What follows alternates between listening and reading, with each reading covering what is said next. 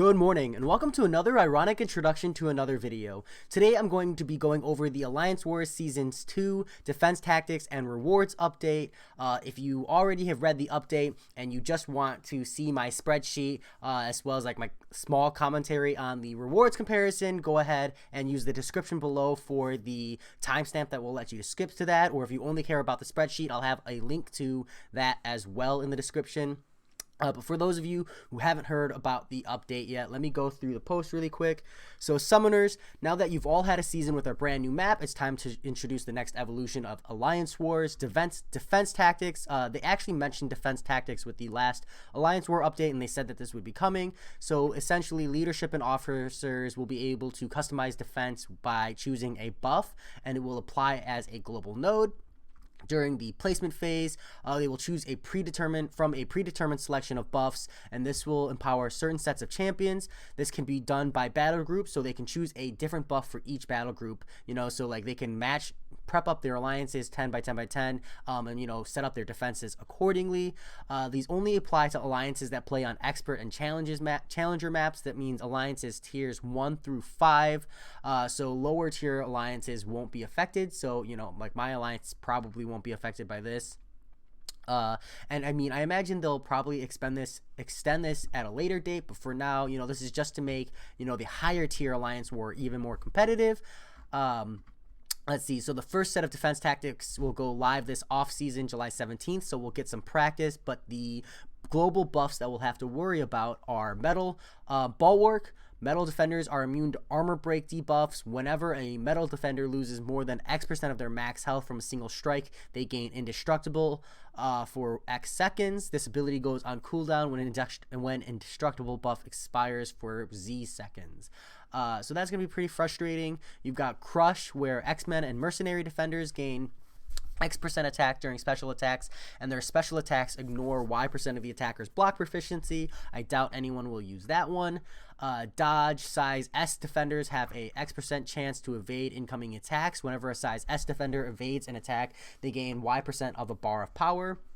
Siphon, villain defenders recover X% of their max health with each landed strike and recover Y% max health with each block strike. Flow, critical strikes against control defenders grant power flood, causing them to gain X% of their max power over Y seconds. And we'll get to try these out during the off season. My alliance probably won't, but higher tier alliances will. To keep this separate from the rewards and kind of keep the timestamps separate, just like some commentary on these, I imagine this bulwark one will be incredibly frustrating. It definitely takes a hit to champions like Medusa, these champions that really benefit from placing armor breaks, and like a lot of the metal defenders, you want to be armor breaking to begin with, especially since like I think my biggest point here is Medusa being able to shut down robots, and robots being a large portion of the metal defenders here. I think the major portion here is the gains indestructibility buff, but that's not the worst, considering like Symbiote Supreme is still really good there. But I'm really interested to see how terrible this one is, because whenever you put indestructible buff in the description, it can be really, really potentially frustrating. So we'll have to see what the timing is on that before we really understand how frustrating that could be. This Crush X-Men one, I already commented. I don't think increased special attack damage or special attacks ignoring attackers' block proficiency is going to be something people are really worried about. So I would be surprised to see this one get used very often, unless people are determined to like really, really rely on like Havoc, Mr. Sinister, Domino as defenders, in which case this one would be just an added frustration. So there is a lot of potential there, just in the fact that the defenders are potentially incredibly annoying, but not so much in the node itself. Dodge size S defenders have a chance to evade. That's going to be incredibly frustrating, and it's just going to warrant even more style of like parry mechanics. I don't think this one is too bad. It's just when you stack this node on top of all the other nodes that already exist, I think it's going to be incredibly frustrating. So as far as like nodes go so far, I would place like this bulwark and this dodge ones as probably like top tier for what people will take. Next up we have Siphon. Villain defenders recover X% of their max health with each landed strike, and recover max health with each block strike. I don't think this one will be used. Again, this is just a matter of playing around it. like there is some like value in the fact that like Mordo does tend to block a lot more. I just, and maybe like you run Modok with that auto block mechanic, but there's a lot of ways around blocking and like health recovery, so I don't see Siphon being strong. Definitely stronger than Crush as far as node strength goes, but overall definitely one of the weaker ones. And then finally you have Flow. This one I think will actually be very powerful as well. So I think this one, as far as like ranking these, is the third most powerful, just because there's a lot of attackers that are very critical strike related reliant, like Ghost and Corvus Glaive, and so this one kind of naturally puts a damper on those champions. And critical striking is really just like a core part of the game as far as damage goes, so I think that this one is definitely up there in frustration. But playing around Power Flood is very reasonable depending on the percentage of the flood. So we'll really have to see the numbers there before we know how frustrating that one is. So just like off of first impressions, I'm going to go ahead and say that Bulwark will be the most frustrating, Dodge will be the second most frustrating, Flow will be the third most frustrating, and then it'll be Siphon and Crush being hardly ever used unless people are really stacking those types of defenders.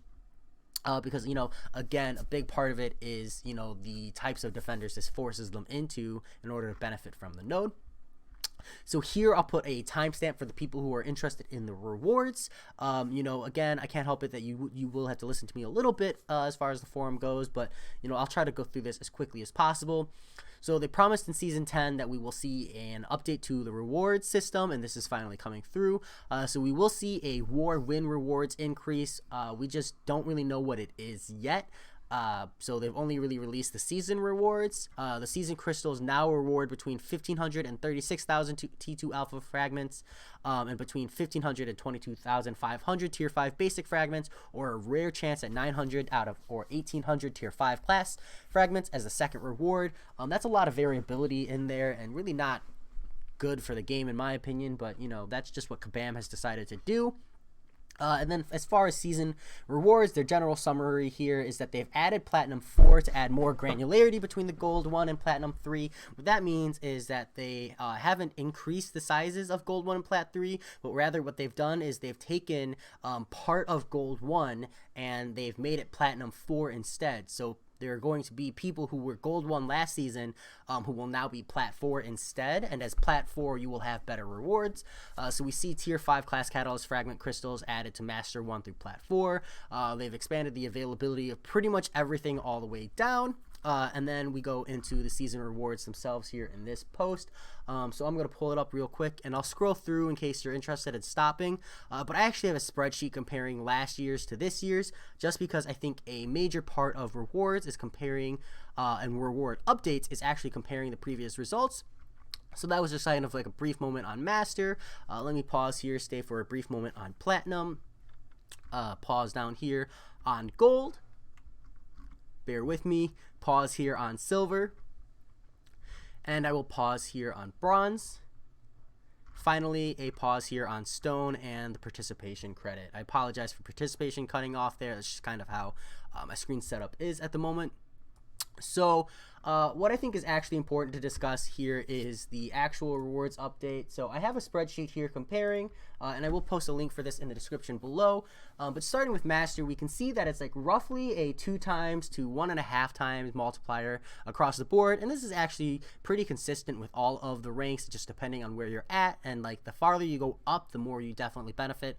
Because when you do a multiplier of the reward system, it's a lot more beneficial when you have higher rewards, of course.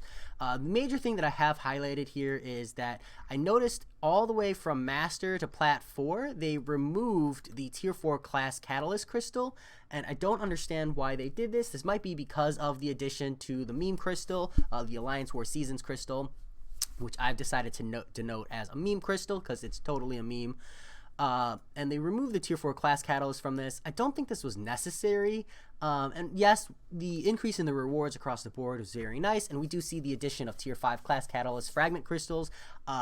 These are paltry at best, right? People are going to have to wait multiple seasons to even pretend like they're seeing any real benefit from these. It's nice to have them. It's just laughable, to be honest. Laughable is the only word I can think of there. But that said, I don't think they needed to remove these tier 4 class catalyst crystals just because it was only one, and like top tier alliances still need tier 4 class catalysts. Like that's still a part of the game that they definitely need in the long run. Yes, they might have more access to them than other champions and other players. Sorry, not other champions, but other players. But you know that's still a resource that's viable. So that said, the rest of the rewards, these are relatively decent updates. You know, I'm not in these higher tier alliances, so it's tough for me to really make a comment here. The only comment I could make was on the tier 4 class catalyst. I'm just kind of skimming through it so you can see that I did put the work in for all of the ranks, so you can go through. But like even here at gold, we see like a 1.5 times multiplier on the 6-star shards. You know, not to mention that we see the addition of 6-star shards in the gold 2 rank, none for gold 3, unfortunately. But the standard 1.5 to 2 times multiplier applies roughly across the board. And then occasionally we see like solid boosts.